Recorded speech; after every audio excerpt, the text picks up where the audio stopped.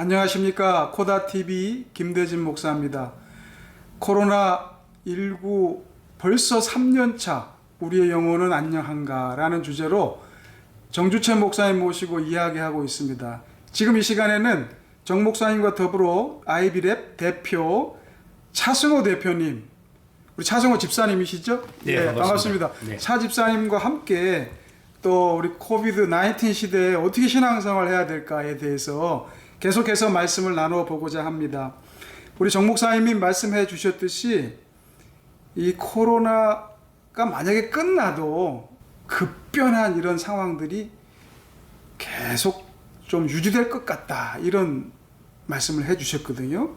그것도 현장에서 우리가 그런 걸 실제로 좀 느끼고 있습니다.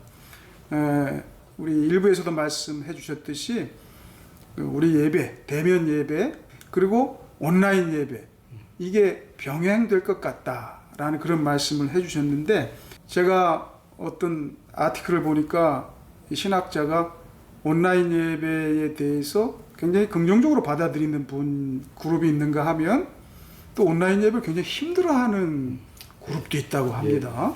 그래서 지금 한번 그런 얘기를 좀 나누고 싶은데, 우리 차 집사님은 어떻게 온라인 예배 드리십니까? 네, 이제 저희들도 코로나 사태 때문에 어쩔 수 없이 이제 예배를 드리게 됐는데요. 예.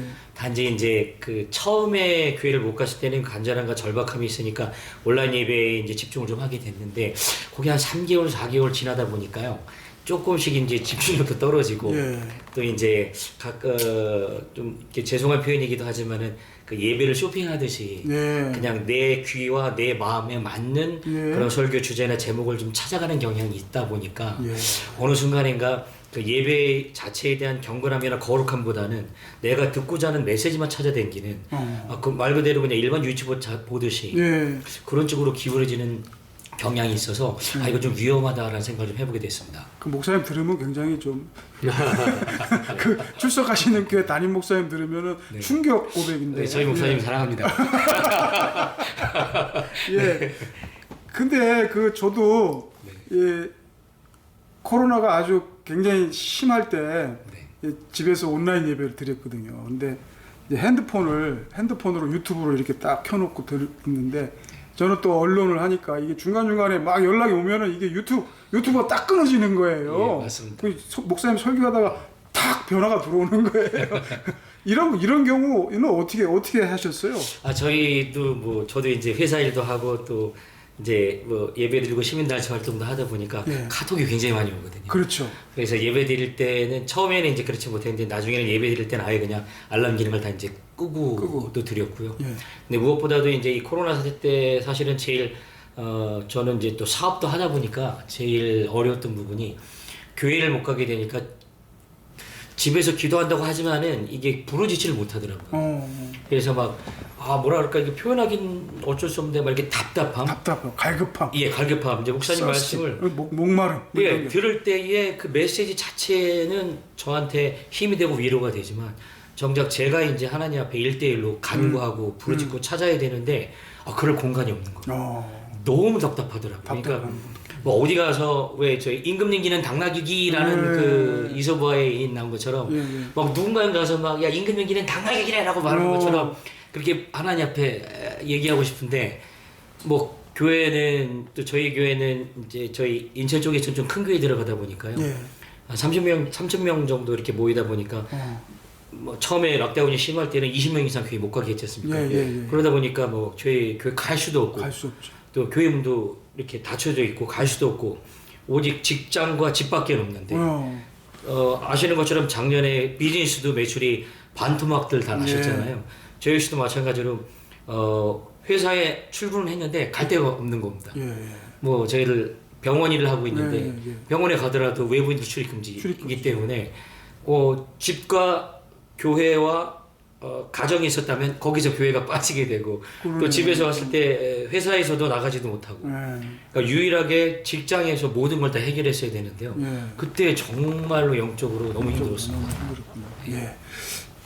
진짜 그래요. 그 교회 가서 하나님 앞에 부르짖고 막 했던 분이 어느 날 갑자기 이 교회가 탁 문을 닫아버려서 20명만 알아, 뭐 10%만 알아, 20%만 알아 하니까 너무너무 힘든 것 같아요.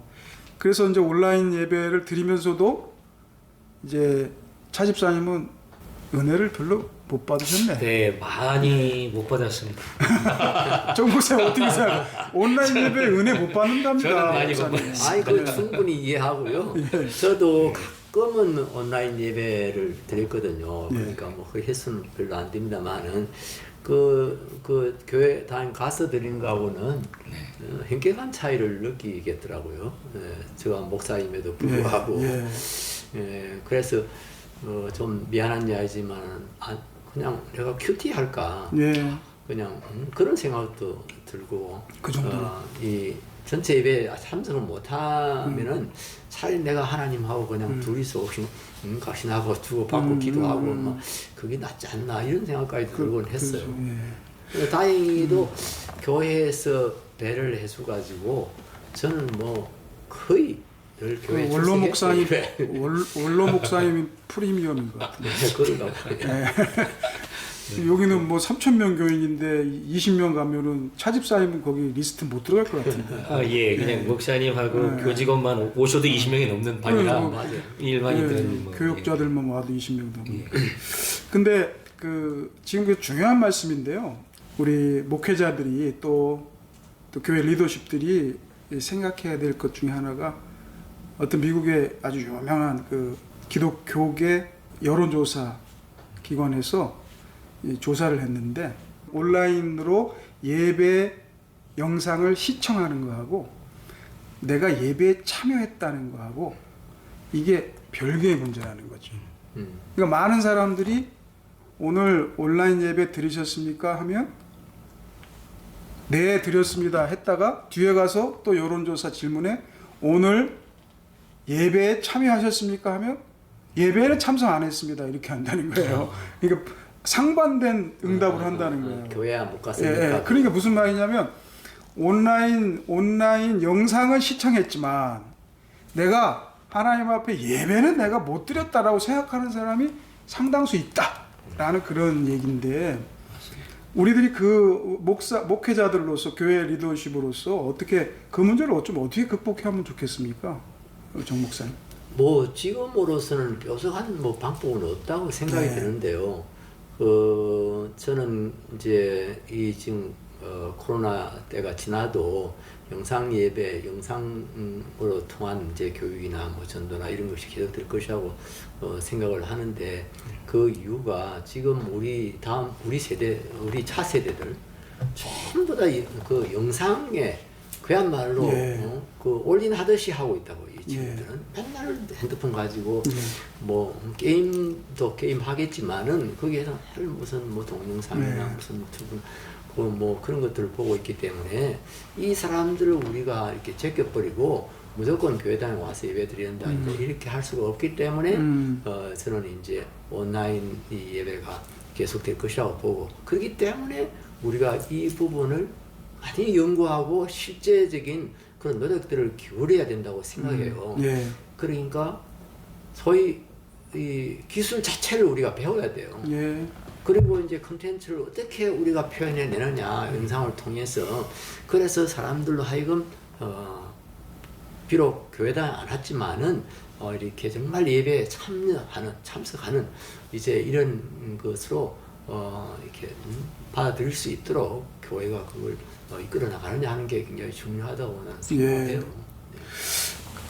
구체적으로 저도 그 온라인 예배 드리면서 보통 이제 유튜브 이렇게 생방송 많이 하지 않습니까? 그러면 일단은 좀 이렇게 핸드폰보다는 뭐 노트북이나 데스크탑으로 이렇게 해놓고 가족이 모이는 게 더 좋을 것 같고 왜냐면 핸드폰은 아무래도 전화도 오고 뭐도 오고 좀 화면도 작고 맞습니다. 그리고 제가 그래서 온라인 예배 드리면서 목사님 거기 설교하시잖아요. 온라인 예배 설교하시는데 목사님 말씀하는데 아멘 하고 싶더라고요. 그래서 그 유튜브 댓글에 아멘 이렇게 쳤어요. 아멘 이렇게. 네네. 근데 안 보시더라고. 그래서 제 생각은 제가 어떤 목사님한테도 제안을 했는데 온라인으로 아멘 이렇게 뭐 요즘에 줌 프로그램은 소리도 들리지만 보통 온라인 예배 때는 댓글로라도 아멘 하고 그 다음에 설교자도 요 앞에 좀 이렇게 그게 있었으면 좋겠어요. 예. 여러분 좀 피드백 주시기 바랍니다. 앞에 이렇게 있어가지고 이렇게 우리처럼 이렇게 보면서 지금 온라인으로 예배 드리는 사람들이 거기다가 아멘 하는 것도 좀 보고 이렇게 좀 교통할 수도 있지 않, 뭐 이런 걸 좀 많이 연구해야 되겠다 이런 생각이 들어요. 예. 그래서 저는요 그 목사님들이 그 PD까지는 안 되더라도 예. 그래도 그 분야에서 어느 정도 익숙하게 어느 정도 정말 어떤 실제적인 기술을 예. 익혀야 될 필요가 있고 예. 그 다음에 그야말로 뭔가를 만들어내야 돼요. 예. 프로그램을 제대로 만들어내야 돼요. 그래서 지금은 온라인이 예배를 때우기 식이거든요. 예. 이게 현장 예배를 어쩔 수 못 없이. 드리니까 어쩔 어쩔 수 수 없이 이제 이걸 온라인 예배로 하는 건데 앞으로는 이제 그런 식으로 가서는 안 된다는 거죠. 왜냐하면 아까 말씀드린 대로 이게 지금 이 세대 자체가 우리 차세대 자체가 이 영상 문화에 젖어 있기 때문에 교회 예배를 드리면서도 어떤 감동적인 그런 영상이라든지 이런 것들 동영상 같은 걸 보여주고 이럴 필요가 있거든요.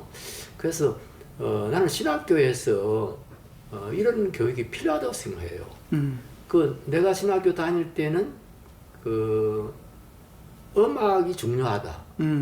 그래서 음악에 대한 어떤 시간 강사님 교수가 오셔서 강의를 한 일이 있어요. 예. 그 지금 생각해 보세요. 목사와 음악은 뗄 수가 없어요. 예. 교회 음악. 그렇죠. 근데 그와 마찬가지로 앞으로 영상 매체 또 온라인 이건, 매체 이거 뗄 좀 수가 할 수 없어요. 있겠다. 예. 예.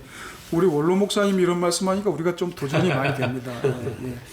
근데 이제 현실에서 보면요, 사실 이 온라인 예배, 소위 비대면 예배가 되면서 이게 굉장히 정 목사님만 해도 뭐 그 윗세대가 있단 말이에요. 80대. 예, 예를 들면 70대 후반, 80대 넘어가신 분들은 이게 온라인 접촉 자체가 힘든 분들이 맞아요. 있어요. 예를 들면 저도 최근에 저희 어머니 그래가지고 이거 스마트폰으로 바꿔드렸는데 이 양반 얼마 전까지도 그냥 옛날 폴더폰 갖고 이거 쓰는데 폴더폰 쓰는데 내가 아무 지장이 없는데 뭐하러 스마트폰 사냐 그러시더라고요. 그런 분들이 지금 많이 있을 거예요, 생각보다. 예, 많이 있을 겁니다. 그래서 그런 분들은 전혀 또 접촉을 못 합니다. 그래서 교회에서 그 구체적으로 그 어른들 특별히 예. 아직 이런데 익숙하지 예. 못한 분들 구체적인 교육이 필요하고요. 예. 또 개인적으로 잘 가서 서비스를 해줄 필요가 있어요. 그러니까 그렇지. 신방이 예. 지금은 이제 새로운 차원의 신방이네요.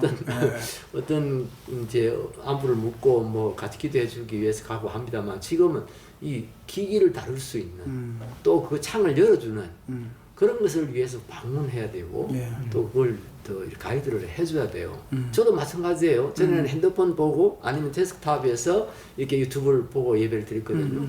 그런데 우리 애들이 와가지고 텔레비 자체가 이제 유튜브가 나오더라고. 그걸 스마트 TV라 그럽니다. 나는 몰랐어요. 근데 우리 애들은 거기서 딱 띄우니까 아유 큰 화면에 그렇지. 띄우니까 가족들이 딱 앉아서 예배 드리기가 훨씬 더 좀 낫더라고요. 그래서 그런 것이 이제 앞으로 교육이 필요하다. 목사님들이 그런 것에 신경 써야 돼요.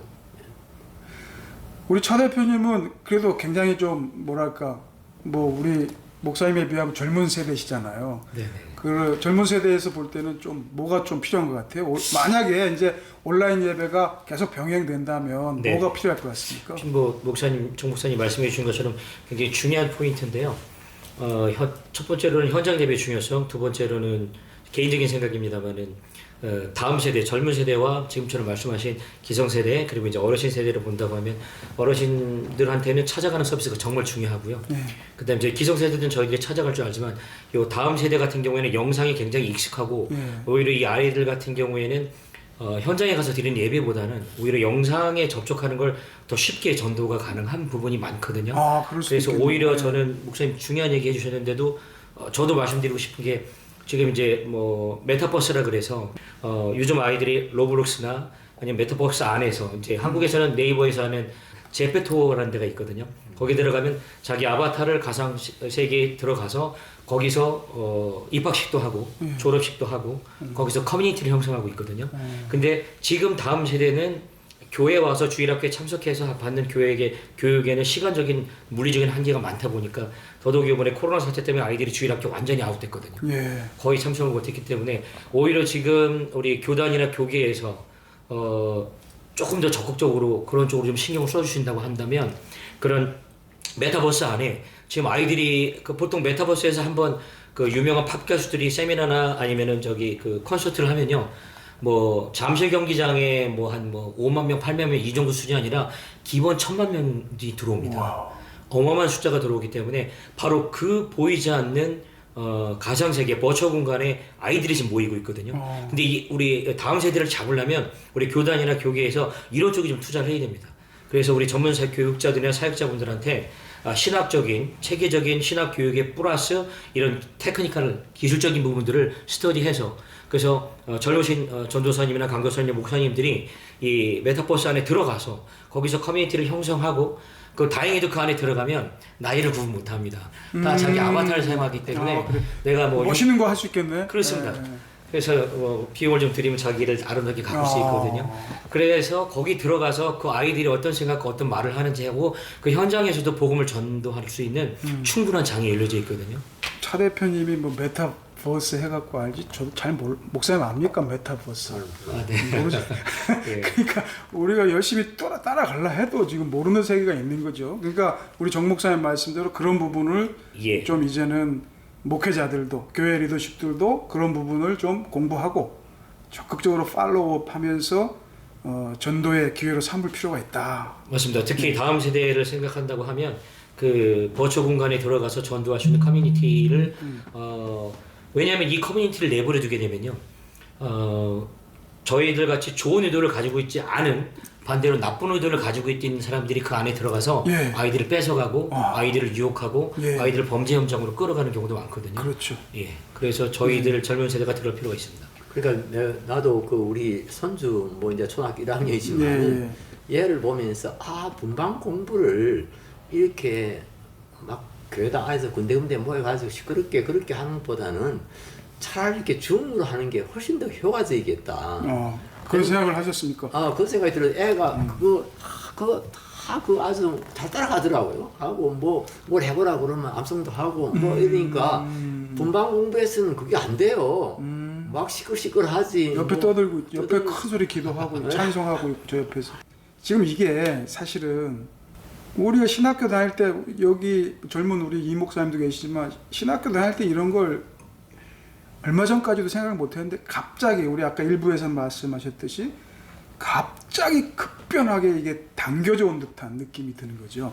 그래서 이런 것들에 대해서 사실은 이제 교환이 있는 게 아니라 텍스트북이 있는 게 아니라 정말 우리가 빨리빨리 거기에 발맞춰 가지고 그렇지만 또 신학적으로 점검을 하면서 맞습니다. 이렇게 나가야 되는 그런 급변하는 시대인데 맞습니다. 솔직히 말씀드려서 목사님 우리 신학이 좀 뒤따라가기가 힘듭니다. 지금 정말 힘들죠. 지금 벌써 우리 신학이 근본주의 신학이라고 비판을 받는 그런 이제 보수주의 쪽에는 이제 그런 게 있는데 이게 신앙보다는 그 문화예요. 문화는 이 우리 교리나 신학이나 이런 거하고는 또 다른 분야라고 봐야 돼요. 그러니까 우리가 가지고 있는 신앙 고백, 교리 이것이 이 문화 속에 어떻게 전달이 되고 여기서 어떻게 이게 역할을 할 수 있도록 해야 되느냐 하는 부분은 정말 신학 교수들이 연구 많이 해야 돼요. 앉아서 맨날 뭐 신앙 고백 확인하고 다루고 학문적인 그런 이야기 하다 보면은 이 현장하고는 그냥 단절이 돼버리는 거예요. 그래 신학교는 신학교대로 다니고 나중에 이제 교회 나오면은 현장은 현장이 너무나 또 급박하게 돌아가고 또 엄청난 요구가 있고 뭐 이러니까 다 너무 당황할 수밖에 없는 거죠. 그래서 신학 교수님들이 이 소위 이 신학적인 보수, 교리적인 보수 이건 정말 중요하지만은 그 다음에 이 문화적인 이 보수는 그야말로 우리가 전도의 문을 막는 것이고 이 교회를 폐쇄시키는 그런 결과만 아주 가져올 수 있다고요. 예.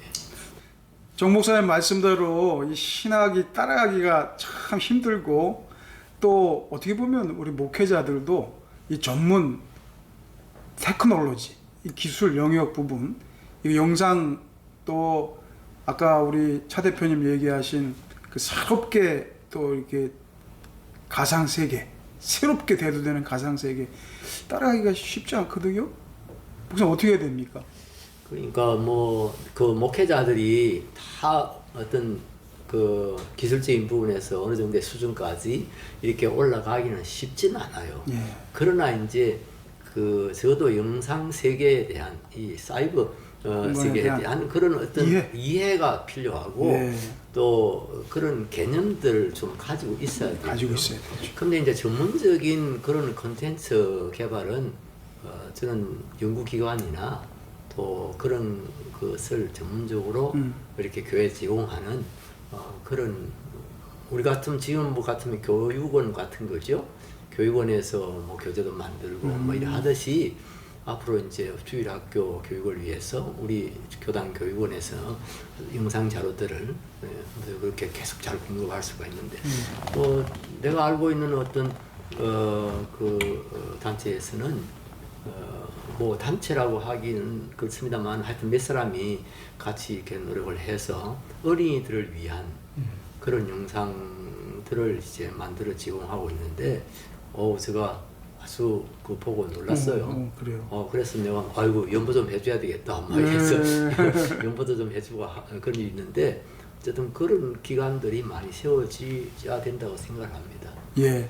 근데 이제 지금 말씀했지만은 그 전문가가 요 옆에 계시거든요. 예. 그러니까 제가 이렇게 현장에서 느끼는 거는 신학도 좀 너무 늦고 그 다음에 사실 목회자들도 애를 쓰지만 따라가기가 버거운데 뭐 다른 용어가 없어서 그렇습니다. 뭐 교육자에 비해서 우리 편의상 평신도라는 용어를 쓴다면 우리 차집사님 같은 이런 분들은 좀 다른 것 같아요. 왜냐하면 현장에서 그 일을 통해서 또 사업을 하고 또 실제로 비즈니스를 하고 계시기 때문에 그런데 우리 차 대표님은 우리 지금 얘기하는 가운데 좀 드는 생각이 계신가요? 네, 뭐 목사님 말씀하신 것처럼 현업에 계신 교육자분들, 목사님들께서 이 모든 것들을 다 컨트롤하기는 사실은 예. 많이 벅차시거든요. 예. 특히 목회라는 것 자체가 사람의 영혼을 다루는 거기 때문에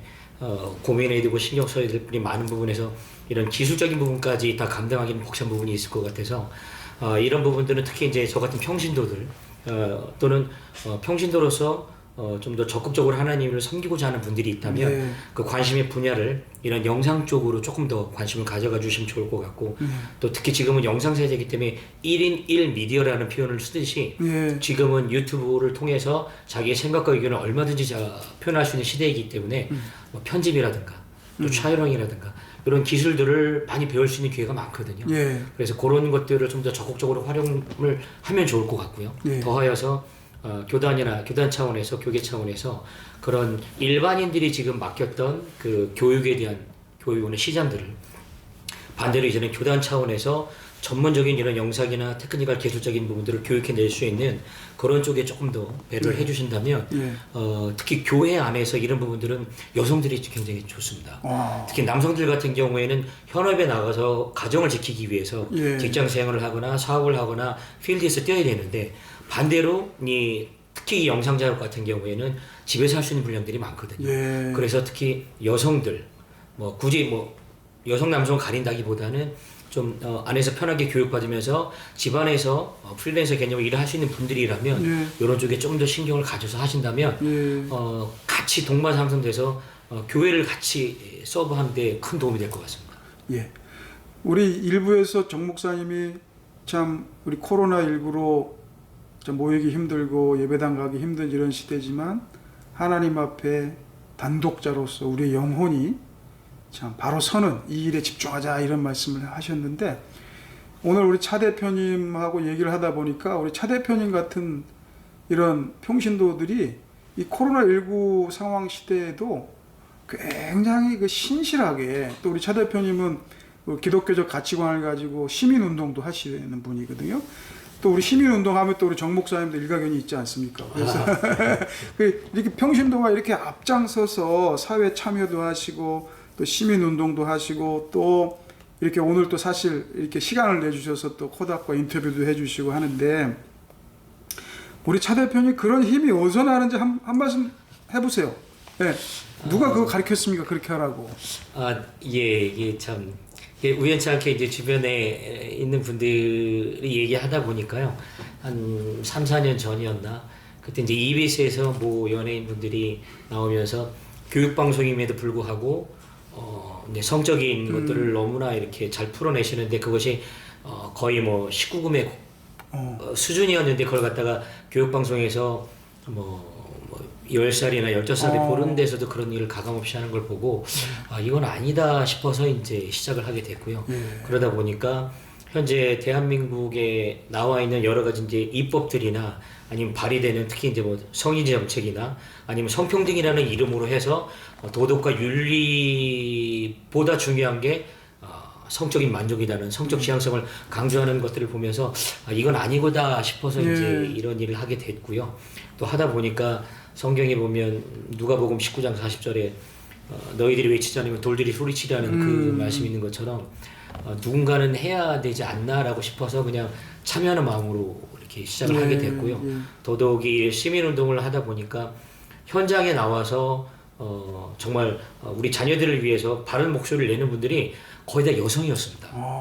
그래서 뭐 아이들 업고 오고 유모차 끌고 오고 그런 분들이 나와서 뭐 국회의사당 앞이나 뭐 KBS나 아니면 이런 방송사들 앞에서 하는 걸 보고 참 대한민국을 지키는 거는 여자들이다라는 그때 생각을 하게 되면서 저희 같은 남자들도 좀 더 이런 일에 신경을 갖고 참여하면서 좀 도움이 되어야 되지 않았나라는 생각을 하게 되었습니다.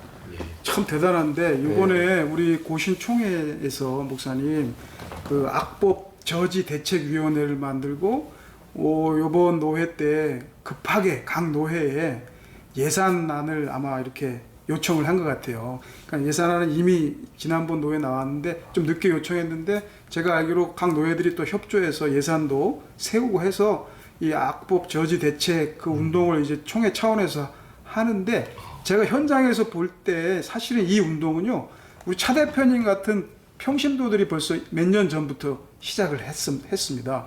제가 현장에서 취재하고 또 편집장 일하면서 볼 때 목사님들이 하지 못하는 거를 우리 평신도 우리 집사님 같은 분들 또 뭐 우리 평신도 우리 일반 대학의 교수님들 또 뭐 아까 얘기한 여성 애기 엄마들 우리 코다스에도 또 이 어머니 기고가들이 또 있어요. 그냥 평범한 그 애기 키우는 가정주부인데 뜨거운 글을 써서 보내시기도 하고 이런 것들을 보면서 이 평신도들이 코로나19 시대에 어려운데 오히려 어디서 이 숨어 있다가 오히려 더 보석같이 이렇게 튀어나오는 반짝이는 그런 모습을 제가 보거든요. 목사님? 네, 맞아요. 우리 목사님들이 도저히 참 발벗고도 따라갈 수 없을 정도로 이렇게 앞장서 가지고 이렇게 참 건강한 사회를 세우기 위해서 헌신하고 노력하고 있는 분들을 보면은 참 너무 귀하다 싶고 너무 감사하고. 저는 오늘 대담하면서 제가 성경 구절이 하나 생각이 났어요. 데살로니가전서 2장 17절부터 20절에 제가 한번 읽어볼게요. 형제들아 우리가 잠시 너희를 떠난 것은 얼굴이요 마음은 아니니 너희 얼굴 보기를 열정으로 더욱 힘썼노라. 그러므로 나 바울은 한 번 두 번 너희에게 가고자 하였으나 사탄이 우리를 막았도다. 우리의 소망이나 기쁨이나 자랑의 면류관이 무엇이냐?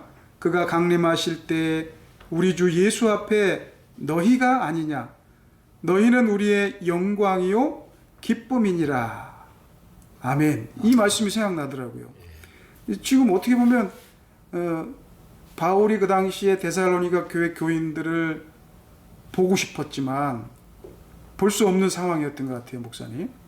뭐 무슨 이유에서 볼 수 없었는지는 그때만 해도 교통이 아주 불편하다. 교통도 불편하고 뭐 무슨 이유가 있었겠죠. 혹시 뭐 전염병 같은 건 없었을까 모르겠습니다. 그런 것도 있을 수 있고 가능성이 있죠, 그것도요. 왜냐하면 바울을 고소하면서 이 전염병 같은 사람이다 이렇게 얘기하고, 그 당시 로마 시대에 제가 이 또 살펴보니까 그 소위 패스트 흑사병 이게 굉장히 창궐 하는 때가 많았는데 왜 그러냐면 로마가 도로가 잘 돼 있어가지고. 지금 코로나가 팬데믹 된 게 교통이 너무 좋아서 그렇게 된 거라며요. 네? 전 세계가 일일 생활권이라 그렇게 된 거라며요.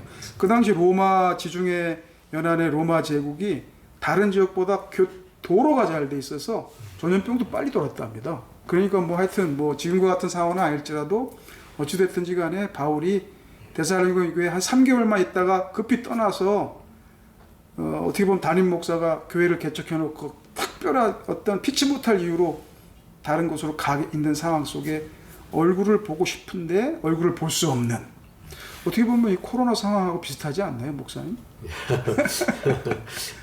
정말 그렇게 만나서 서로 정말 끌어안고 교제하고 그러고 싶은 마음이 너무 간절한데 갈 수 없는 그런 그 마음의 표현이 그렇죠. 절절하게 묻어 나오는 것 같아요. 나타나고 있는 것 같아요.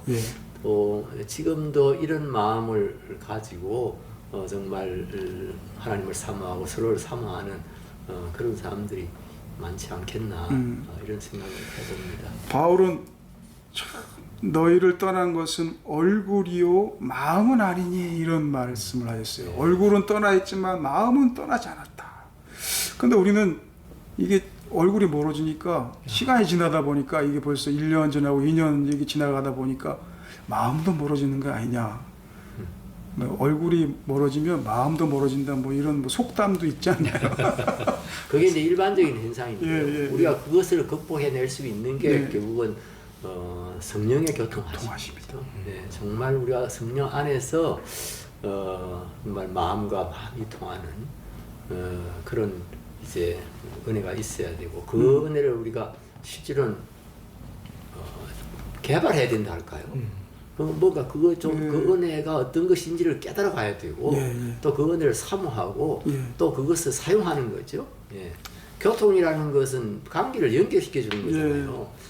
또 물론 여기서는 이제 교통 그 자체, 교대 그 자체를 말하기도 하겠습니다만은 성령님은 우리를 연결시켜요. 하나님과 우리 사이를 연결시키고 또 형제와 형제 사이를 연결시키고 그러니까 지금 뭐 SNS라든지 뭐 5G라든지 뭐 이런 게 다 이게 연결을 시켜주는 거잖아요. 그러나 그건 기계예요. 그래서 머신 투 머신이라고 그러죠. 결국 기계에서 기계로 전달되는데 성령의 교통하시면 그거하고 비교할 수 없는 그야말로 영적인 신령한 그런 이제 소위 SNS가 되는 것이고 또 5G 같은 이제 그런 것이 된다고 말할 수 있는 거죠. 그러니까 얼굴은 떠나 있지만 지금 같아 얼굴은 자주 못 만나지만 마음은 성령님 안에서 교통하는 이게 우리가 추구해야 할 어떤 신앙생활의 모습이다 이런 생각을 합니다. 그러니까 지금 코로나 때문에 이런 상황을 겪으면서 그런 것들이 우리에게 너무나 익숙해져 있지 않다는 것을 발견한 거죠. 우리가 영적으로 서로 교제한다는 것이 뭔지 이제 와서 그걸 조금 생각하게 된 거죠. 전에 그에 별 관심이 없었으니까요. 그래 이 데살로니가전서 요즘에 제가 신대원에서 학생들하고 같이 설교 실습 가르치면서 묵상하고 있는데, 야 바울이 만약에 사도 바울이 오늘 이 시대에 만약에 사역을 하고 있다면 그 당시는 뭐 여기서 저기 가려고 그래도 뭐 걸어서 가고 배 타고 가고 말이나 탔겠나요? 뭐 하여튼 그러면서 너무 힘들지만 그래도 편지를 써서 그 편지도 지금처럼 뭐 택배로 보낸 게 아니라 인편으로 보내지 않았겠습니까? 너무 오래 걸려서 갔지만 그 편지를 받아서 또 데살로니가 교인들이 그 편지를 펼쳐놓고 읽으면서 또 울기도 하고 기도하고 성령 안에서 교통하는 편지라는 이런 매체로 교제를 했잖아요. 바울이 아마 최근이 아니라 오늘날 살았다면 바울이 이 시대의 매체를 미디어를 적극적으로 사용했겠다 이런 생각이 들어요. 아니 저도 그 생각이 들어요. 카톡의 도사가 되지 않으셨어요? 네, 그런 거 같아요. 정말 뭐 카톡을 하든지 뭐를 하든지 정말 성령의 교통의 어떤 수단으로 이런 편지라는 매체를 썼듯이 오늘날 우리가 이 매체를 정말 성령의 교통의 도구로 써야 되겠다 하는 우리 원로 목사님의 그런 강력한 시종일관 주장하시잖아요 지금. 그런 거에서 우리가 좀 잘 들어야 될 것 같아요. 편지를 매체로 썼던 바울이 이런 표현을 했어요. 너희는 우리의 영광이요 기쁨이니라. 우리가 흔히 예수님이 우리의 영광이고 하나님이 우리의 기쁨이다 이런 얘기를 하는데 바울은 데살로니가 교회 교인들을 향해서 주 앞에 서게 될 너희가 바로 우리의 사도의 기쁨이고 영광이다 이런 표현을 했어요. 그래서 저는 이 표현 보고 굉장히 참 뭐랄까 도전을 받았다고 할까. 그런데 알고 보니까 목사님 이미 이 주제로 책을 한 권 쓰셨더라고요. 제가 88년도 안식년 가서 있으면서 공부한다고 했지만은 영어를 잘 듣지도 못하고 뭐 이래가지고 공부는 되지도 않고 이제 큐티는 계속 이렇게 열심히 이렇게 하면서 새롭게 발견했던 말씀이에요. 예. 그때만 해도 저는요 하수 목회잘 해가지고 교인이 많은 것, 또 뭐 교회당을 빛가번쩍하게 잘 짓는 것, 또 뭐 교인들이 막 한때 인기가 좋아가지고 뭐 이렇게 사랑받고 선물 받고 뭐 이런 것을 자랑으로 영광으로 생각했어요. 근데 이 말씀을 읽으면서 내가 깜짝 놀란 거예요. 예. 내가 얼마나 어린애 같은 이제 그런 생각을 하고 있었나 하는 것을 깨닫게 된 건데요.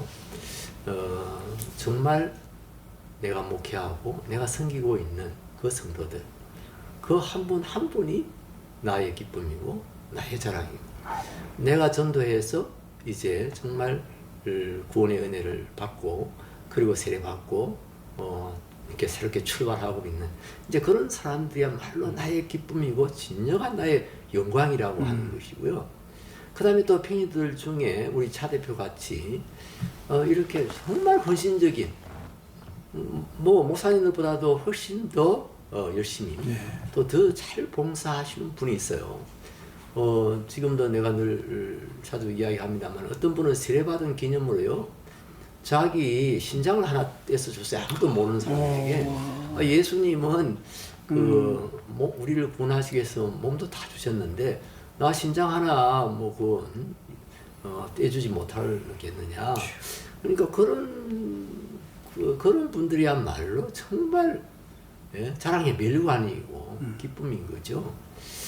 그래서 정말 단순히 교회 안에서 신앙생활이 끝나지 않고 그 신앙생활이 생활 현장에 그야말로 그대로 반영이 되고, 저는 그걸 이제 말씀을 삶 속에 심는다 그렇게 하는데 말씀을 심어서 거기서 30배, 60배, 100배 열매를 거두시는 분들이 정말 많다는 것, 또 그분들이야말로 진짜 우리 목사들의 영광이다, 기쁨이다, 밀루관이다.